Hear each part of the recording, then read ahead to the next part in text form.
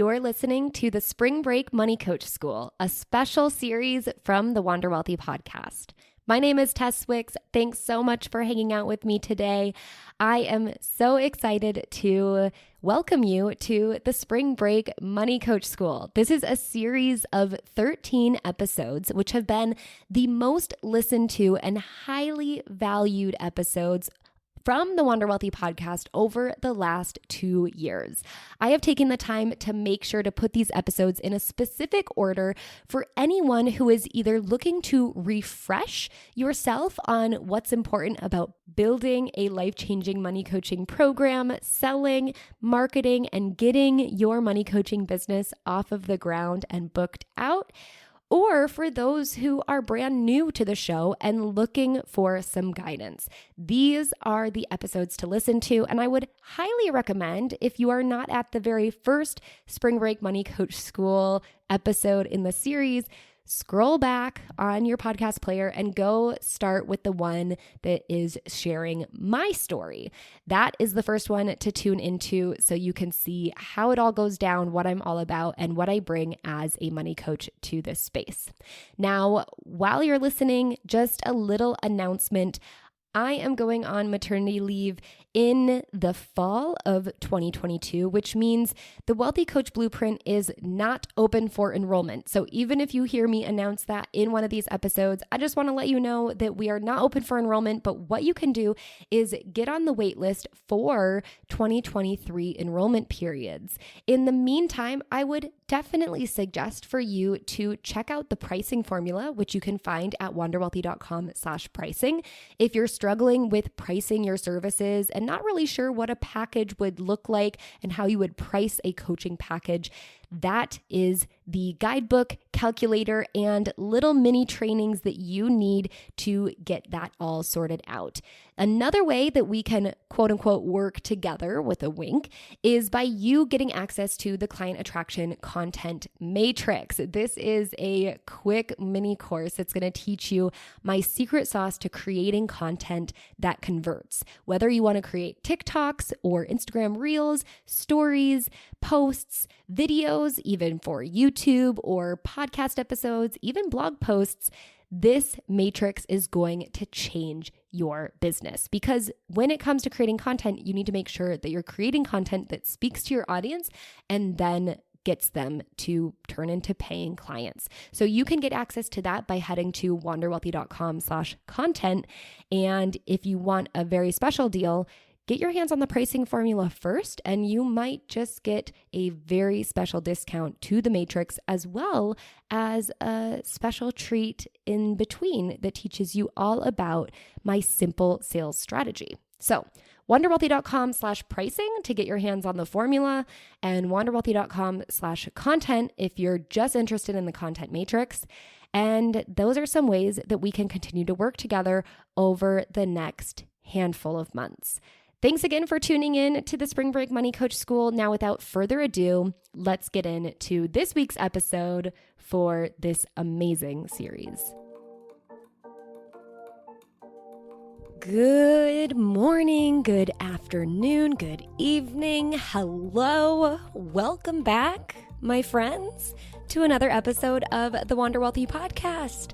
I'm so glad that you're here today. And if you're brand new, if you just stumbled upon this show, hello to you. My name is Tess. I am the host of this show, as you can probably tell. I'm the founder of Wander Wealthy, and I'm a money coach and money nerd to the core turned business coach. And I am here to help any of the new, aspiring, and seasoned money coaches of the world make money online, help their clients thrive, and realize that it's possible to build a financial coaching business, a money coaching business, a wealth coaching, whatever you want to call it. It's possible. We're here to help you. We're here to support you in learning how to not only create your life-changing coaching program, but also how to market and sell and deliver that program to your clients. And that's what we're all about here. So, warm welcome to you. Thank you for being here. Today, I am really excited about this week's episode. We're going to go into a little bit of the how to be a coach nitty-gritty, and I'm going to share with you how I personally prepare for my financial coaching sessions. I want to give you kind of a little bit of the step-by-step and also share with you how I've definitely shifted my preparation tactics since I first started my business.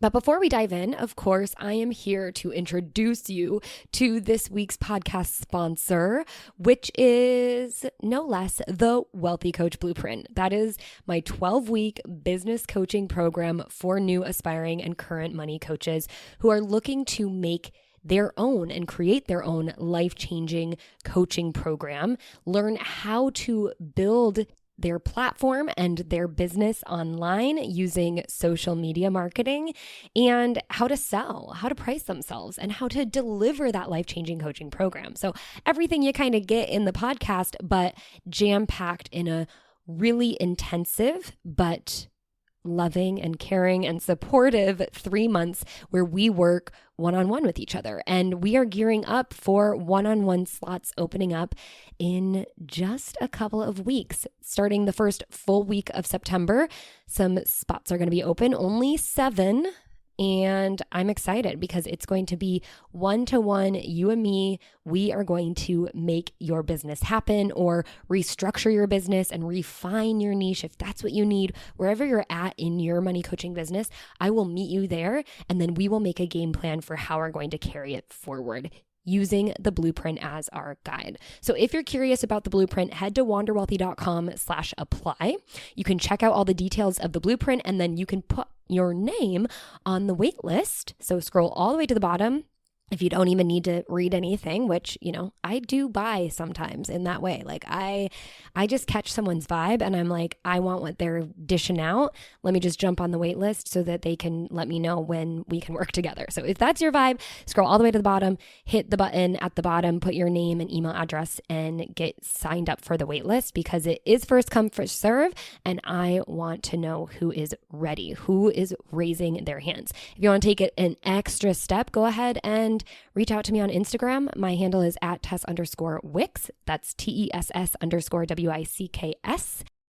I want to hear from you. So send me a message. It's not weird or creepy for me. I mean, I get messages every day. So if that's a little weird on your end, know that this is my job. This is what I do. So reach out. I want to chat with you. I promise it's going to be cool. So wanderwealthy.com/apply.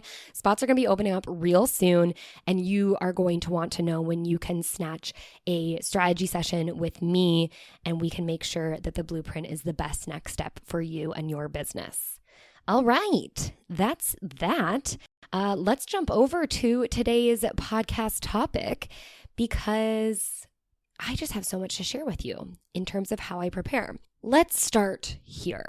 I used to spend hours upon hours upon hours preparing for my financial coaching calls.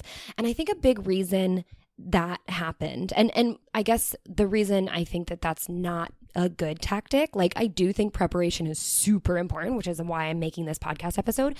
But I think a reason why that's not always a good tactic is because then you sit down and you realize okay, you're charging your clients, and a lot of people think, oh, I'm charging my clients by the session, and then they forget that there's preparation that goes into it. There's all of the experience and the self-study that you have to do on your end. There's all of the other things you might want to add. And so when you after the fact, after you've signed a client, after you've quoted them how much it's going to be, and after maybe you've made one of the big mistakes that we make in pricing, which is pricing by the session, you realize, oh, there's a lot more time involved in coaching. And one of the things that can really kind of blow up and out of our control is that preparation. So I do think it's important to pay attention to, and I also think oftentimes we can catch ourselves spending way too much time preparing. So on one hand, consider the fact that preparation is key. Preparation is a part of it. And you need to remember that when you're pricing your coaching packages. And I would suggest pricing by the package versus the session, because again, there's a lot of time in between coaching sessions where you're going to be doing work for the client. But on the other hand, it's important to also manage your time so that you don't end up working for less than $2 an hour because you spend so much time in that preparation phase. Now, I think we all can find ourselves over preparing, and I guess that's what I would call it, is over preparing. I think we can all find ourselves doing that because of a myriad of reasons.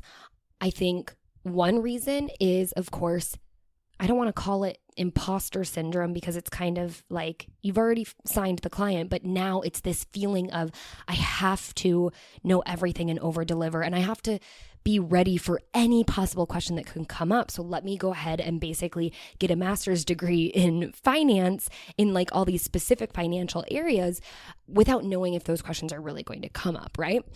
So I think that's on one hand, we can get a little bit of that imposter syndrome or feeling like a fraud because we're just like trying to anticipate every single thing that could happen and every single question that could come up. And then we get into this like over preparation mode and we go into kind of like over analysis, over consuming, over education. Now, I think another reason that we might find ourselves in over preparation, other than that kind of feeling that we need to know everything, is along the same lines, but overcommitting ourselves.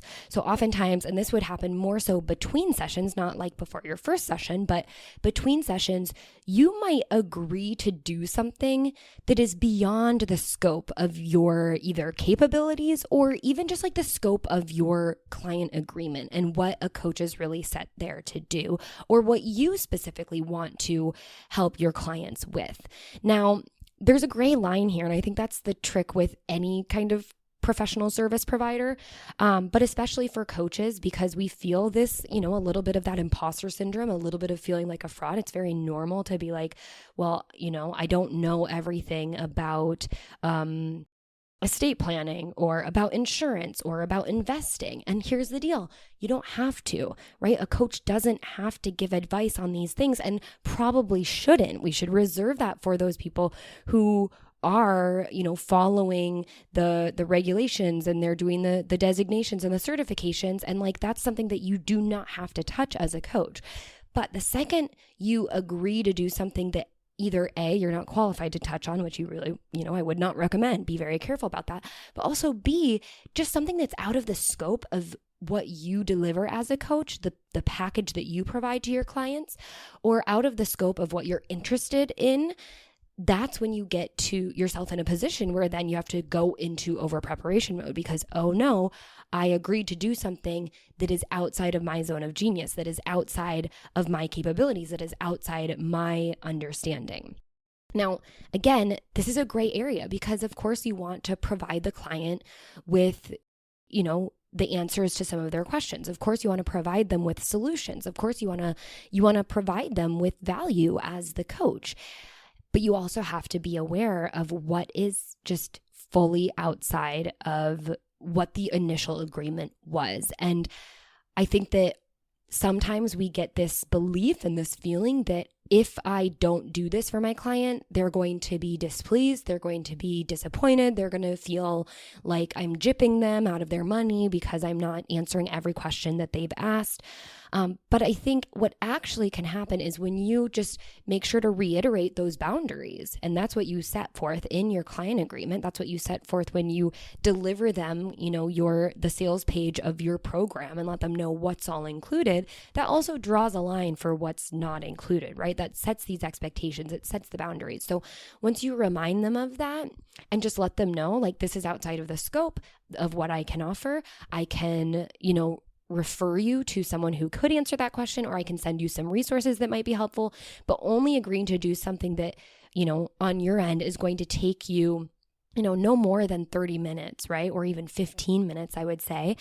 Being willing to help them see where they could get the answers without you taking hours and hours and hours getting the answer, specifically when it is outside of your comprehension, understanding, capabilities, expertise, zone of genius, all of that good stuff. So those are just like two ways that I see kind of over preparation come up. I've personally experienced it. I've seen clients personally experience it. And I just want to let you know that first and foremost, I think far more than what you might think you know. And oftentimes when we get into over preparation because of imposter syndrome or feeling like a fraud and really wanting to like over deliver on our promises, we sell ourselves short and we really forget what we already intuitively know and how the coaching sessions are really going to evolve. So that's on one hand. On the other hand, remember to respect the boundaries that you put in place when you agree to work with your clients and your clients agree to work with you. And know that it is safe for you to say, that's outside of my scope of work or that's outside of my area of expertise, but I'm willing to help you get the answers that you need. I'm willing to help refer you to someone or send you some resources that could answer your question. But that's going to be, outside of our scope of work. And kind of go from there. If it's something that's within your realm, but you feel like, maybe it's just a little bit of stretch on your understanding, then yeah, you might have to go into preparation. That's where I say, as a coach, you're allowed to get resourceful and go find the answer for your client and then bring it back to them. And that's where, we might have some preparation time of helping our clients get the answers that they need, get them the guidance that they need, get them the resources that they need that are within our kind of zone of area. But it might just be like a stretch on what you were expecting from all of your clients, right? You can only start with what you know and what you can expect, and then build and grow yourself from there. So that's where I want to kind of take us now, is like what I personally do for preparation for my money coaching sessions. Because before, I used to spend hours and hours and hours on each of my clients preparing for their sessions. And basically what happened is, for every one session, I was probably spending like 3 hours on the preparation. And once I stepped back and really looked at my time and the packages that I was selling, I was realizing, wow, this is not a profitable move for me. Now, it gets better over time because that's just the way things work. You get faster, you get more efficient, you become more profitable. But also, there was just a part of me that felt like I needed to spend this time. I needed to put in the hours of preparation to make sure I'm covering all my bases, but also just for like that little, limiting belief, little internal dialogue that was telling me it's not enough, it's not enough, it's not enough, when in fact it was enough, when in fact I was just selling myself short and not really believing in what I already knew that I knew. So my first thing is just like, I do my very best not to over prepare. I'm often much better actually off the cuff than I am having prepared a ton and then wanting to fit that all into the delivery. So I realized some things, and it took me a couple of different things to realize to actually cut down on my preparation time. One was a coach saying, I challenge you to only prepare for 15 minutes for your next coaching session, because she realized I was spending so much time on preparation, and she also knew that I knew more than I was giving myself credit for. So she challenged me, which was like, okay, then I just got to make do with the resources I'm going to provide myself, which is going to be 15 minutes instead of 3 hours. Let's see how this goes. And the other thing was that most of the things I was preparing for when I was spending like 3 hours on my preparation for my coaching sessions, we couldn't even get to like half of those items. So everything I was preparing for never really ended up getting delivered, at least in that coming up coaching session, that then it was a lot of time going into it and not much coming out. And what is interesting about that is you might think, oh, well, shouldn't you then somehow get that information to your client? And on one hand, it's like, yes, eventually. But on the other hand, clients, you need to be very careful about the information you're giving them during each session, because there is such thing as too much information all at once, right? Learning about finance, that's a muscle that really needs to be worked, and it needs to be exercised. It needs to be stressed slightly, but if you overstress it, it's just going to like drop everything and go into survival mode, because it's like, this is way too much information coming at me. I'm just going to shut down so I can conserve my energy. So you need to realize that too. Like, the over preparation we do as coaches can sometimes result in too much for your clients. So you want to make sure that also that like a lot of that preparation you might be doing might be just like you tapping into overachiever mode, right? Trying to prove yourself, especially if you're dealing with imposter syndrome, and recognizing that that's not actually beneficial for your clients. So I do my best to not over prepare, which I know might sound crazy, might sound counterintuitive, but I'm willing to go into the call with kind of my planned things that we're going to speak about, and then let there be space for questions, let there be space for for the questions to come up that I don't know the answer to in that moment. But then, hey, guess what? That's the first thing we're going to address in our next session, or the first thing I'm going to touch on, between our sessions if I need to go and get an answer and then send it in an email or something. Okay. So here's my plan of action as I prepare for my financial coaching calls is 1, don't overprepare. The second thing is to start the day before. So the day before our coaching session, I set aside 1 hour, and I may not need the full hour, but I set aside 1 hour to look over the money stuff of my clients, or to do some research so that I can be prepared for the session. And this is hard to speak on because I definitely prepare differently for like the very first coaching call than I do for the coaching calls in between. So I'm going to kind of start with, if this was the very first coaching call, I do spend a little bit more than 1 hour. It's usually around 2 hours where I'm getting everything it's the onboarding, it's getting everything set up, it's getting their financial dashboard in place, and just making sure that of the information that I have from the client, I'm as ready as possible for our session. Sometimes that doesn't take me a full 2 hours because sometimes the client gets me everything and it's just super easy to input. Sometimes I have to sort through things. And I do some of the heavy lifting initially with my clients when we first start working together. But then moving forward, if this is, a middle session during our coaching package, if it's the second, the third, the fourth, then typically I, set aside an hour the day before our coaching session just to review their financial dashboard, which is something that I offer my clients. I review to see what sort of homework they have accomplished, what they have gotten done. And then I review a lot of our correspondence between the calls. Now, this is just the preparation for the call, but we do oftentimes correspond between the calls. I send them homework and just a reminder of what we discussed. And then here's the game plan moving forward until our next session. I usually send that in an email after the call. So I want to go review that. So I remember, okay, what did we talk about? What was the homework? What have they submitted since, or what have they accomplished since? And then typically it's not just that email, but it's a couple other emails back and forth that we're exchanging. So I'm just kind of getting caught up on, what happened in our last call. This is important for me because I don't talk to my money coaching clients every single week. Some of my money coaches who have their own clients do talk to their clients every single week. And it's a little bit easier to stay on top of what did we talk about? What was the homework? Let's make sure that's all, squared away. But also sometimes you can forget what happens in a week because some weeks there's a lot going on. So it's always really good for me to just kind of review that and make sure that there's nothing, kind of no stone left unturned in terms of what we did discuss the previous session and that homework. And if there is, then that day before I'll send out, one last follow-up email just to make sure hey, these are some of the things that we still needed to get done. Let's try to get those done before tomorrow, or let's, during our session tomorrow, we will talk about the game plan of getting said thing done.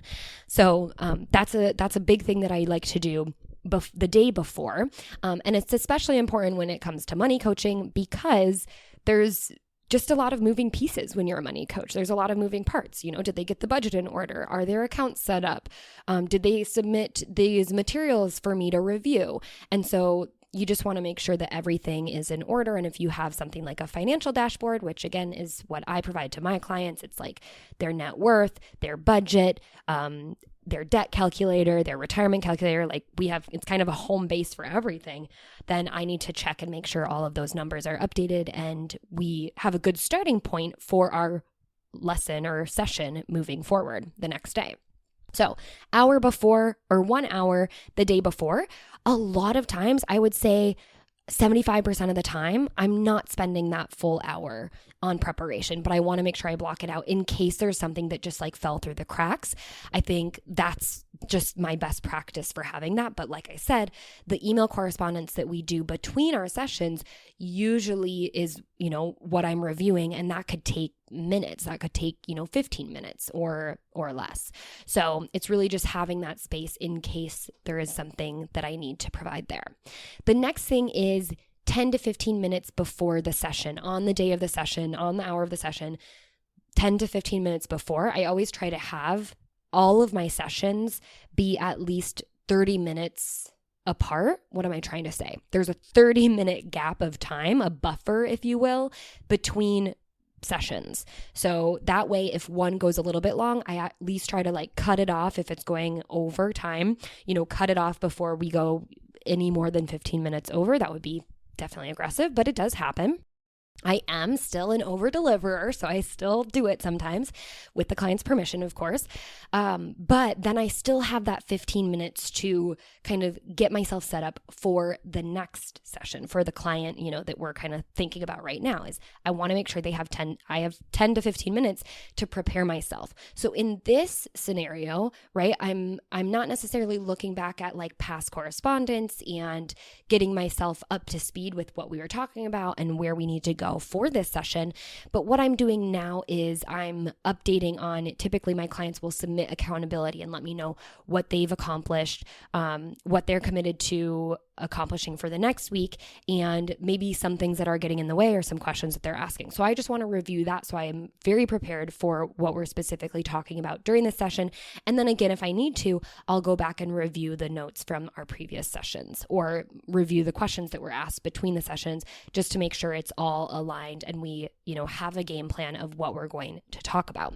The other thing that I'll do during this time period is I will look at my framework. So my framework is what guides me in my coaching, whether that is business coaching and I'm reviewing the blueprint framework and seeing, okay, what are we going to be talking about specifically today based on where the client is in that framework, in the blueprint, or I'll look at my money coaching framework and I'll think, okay, depending on what session it is, depending on what we talked about in the previous session, there is a plan of action for what we're going to be talking about next. Sometimes they get delivered the education and the training that kind of sets us up to review what they learned in that previous, education, training, whether it's a module or a lesson. And then we can talk about that during that session. But I need to review it just to make sure I know where we're at, what we're talking about, and where they're going next. So again, it doesn't take a lot of time. It's just refreshing my memory for each individual client, because that's what happens when you start having a full roster of clients is you lose track of where every individual client is, and you need a refresher. We're all human. That's how it works, especially if your clients aren't all on the exact same week, and especially when it's one-on-one, even if they quote unquote should be on the same week, depending on like when you started, if they all started at the same time. A lot of times the clients are going to kind of take their own pace eventually and find their own rhythm.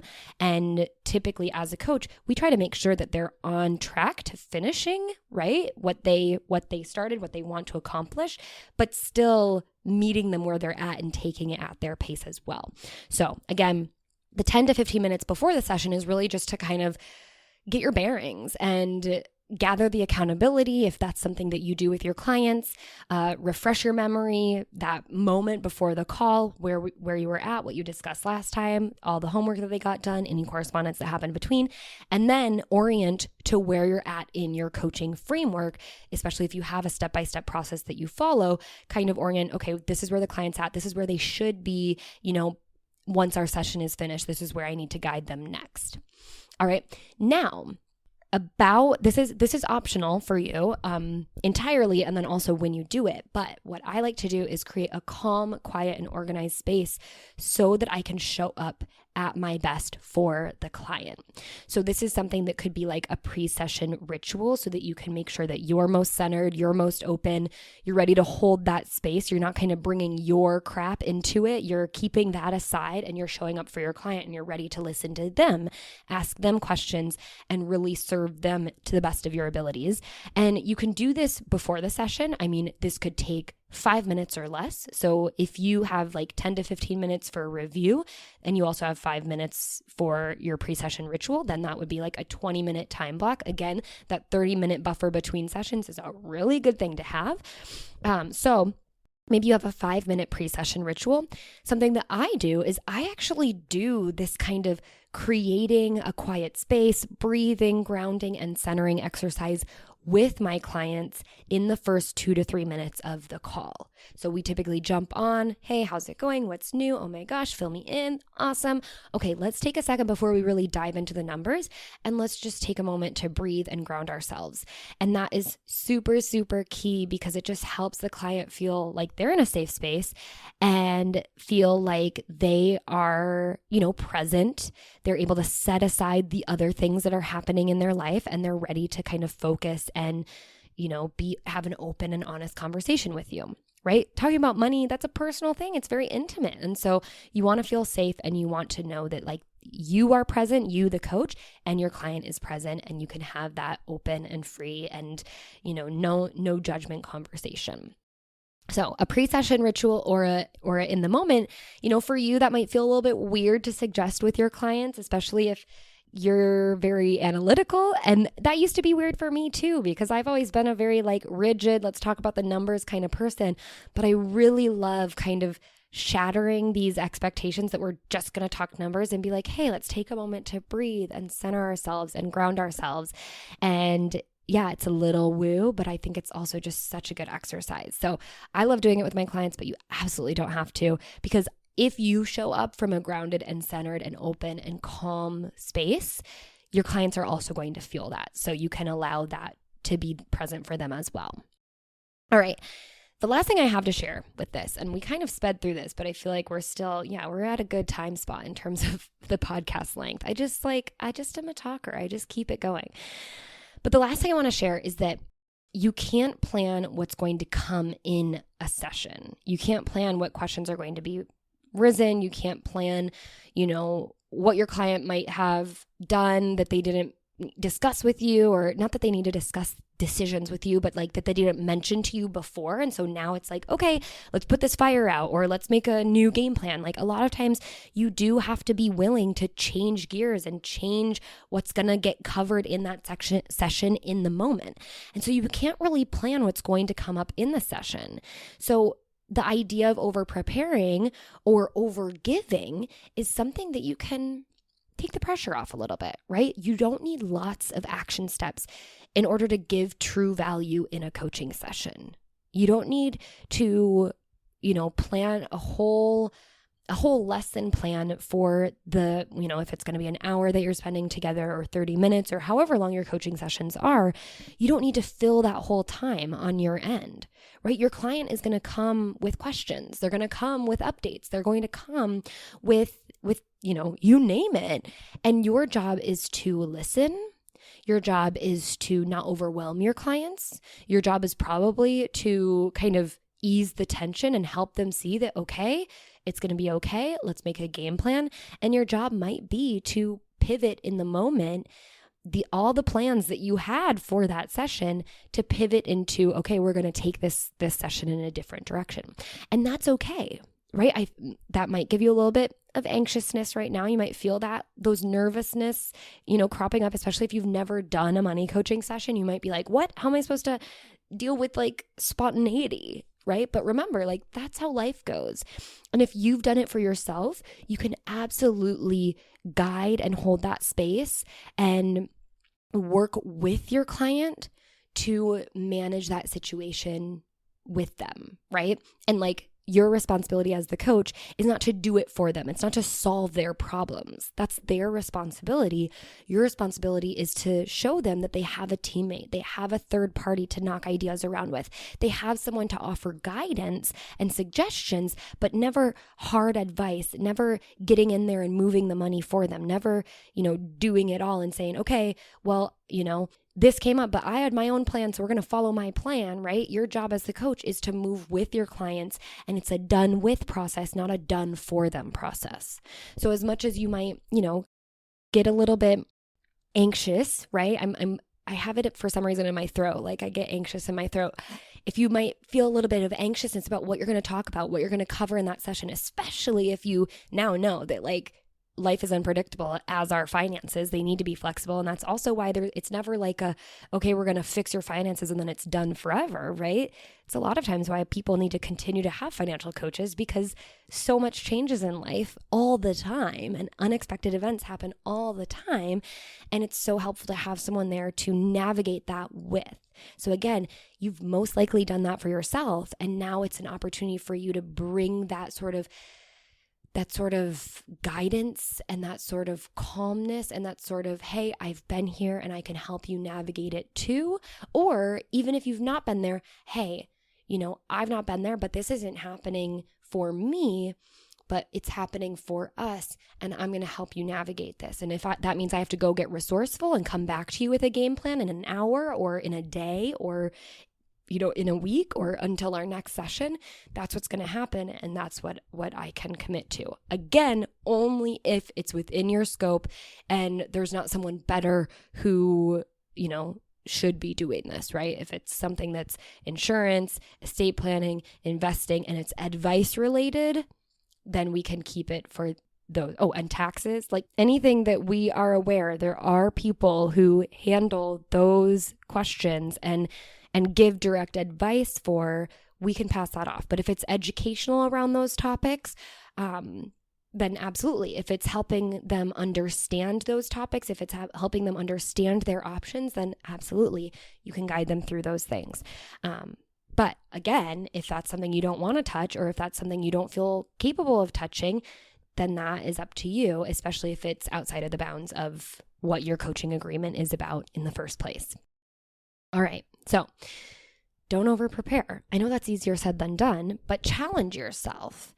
Challenge yourself to say, okay, I've been working with this client for some time. I'm noticing that I'm like way over-preparing, spending a lot of time on preparation.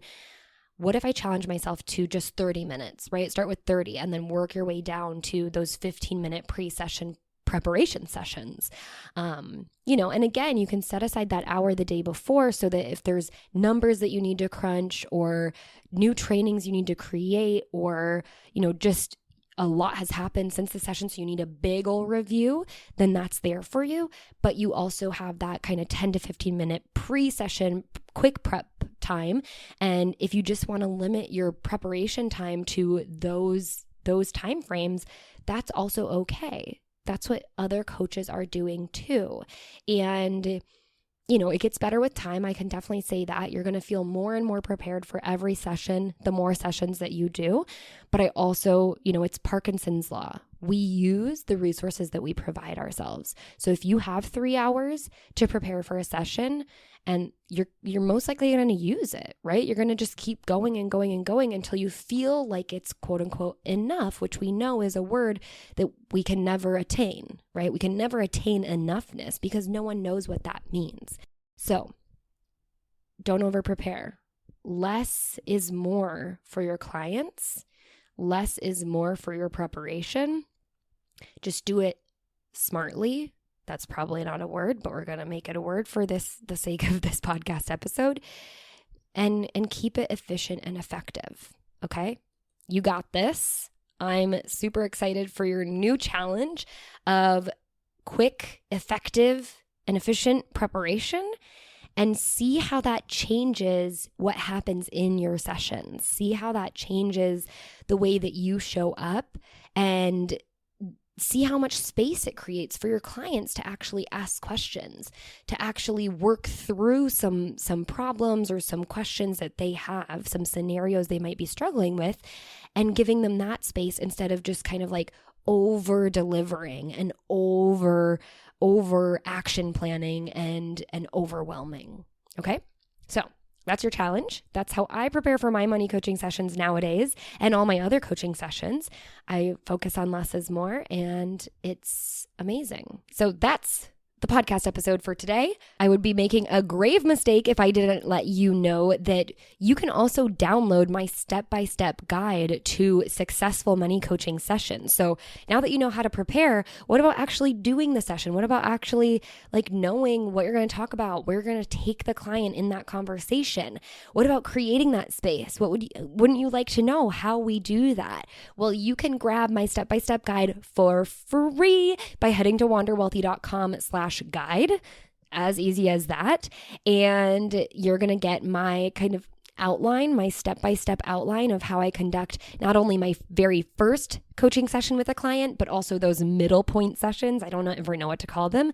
And then the final coaching session, and see some of my exclusive tips and tricks for, how I get clients to open up, how I get clients to kind of continue to work with me, how I give them options for us to continue our relationship together, and so much more. So wanderwealthy.com/guide. Do not forget, this is your second to last chance to join the waitlist for the Wealthy Coach Blueprint before we open for enrollment. And remember, it is first come, first serve. And if you're ready for some one-on-one support this fall to build or refine your money coaching business so that it can be in a much better place at the end of this year than where you started, or where maybe you found yourself midpoint through the year, then head to wanderwealthy.com/apply.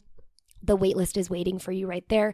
You can check out all the details. If you have questions for me, send me a DM on Instagram. I'm at Tess_Wicks. And there's so much other good stuff that you can get your hands on if you head to wanderwealthy.com. So don't forget to check it out. We have the pricing formula. We have a special sales masterclass that is yours only if you do sign up for the pricing formula. So go hit that up. And we have the client attraction content matrix. If you're hitting a rut, if you're hitting a dead space or hitting a wall when it comes to creating content and making sure that it aligns and connects with your ideal client. So lots available for you over at wanderwealthy.com. If you have questions, again, I'm at Tess_Wicks on Instagram, and I cannot wait for what this fall has to bring. I hope you're having an amazing end to your summer. And until next time, I hope you wander wealthy.